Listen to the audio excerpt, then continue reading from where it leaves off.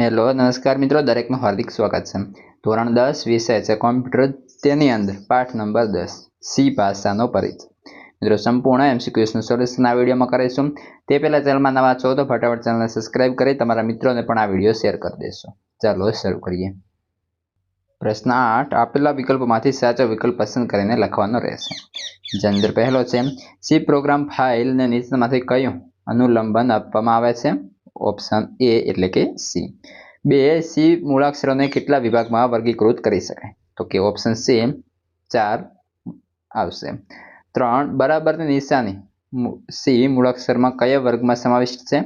Option C વિશિષ્ટ ચિહ્નોની અંદર. ત્યારબાદ 4, સી ભાષામાં નીચેમાંથી કયો શબ્દ યોગ્ય કીવર્ડ છે? તો આવશે size of, option B. 5, C ભાષા માટે નીચેમાંથી કયો ચલ અયોગ્ય છે? તો ઓપ્શન ડી રજિસ્ટર. આગળ છઠ્ઠા નંબરે જોઈએ, સી ભાષા માટે નીચેમાંથી કયો પૂર્ણ અચળ અયોગ્ય છે? Option A OXG. 7, સી ભાષા માટે નીચેમાંથી કયો પૂર્ણ અચળ યોગ્ય છે? Option C -20.5E5.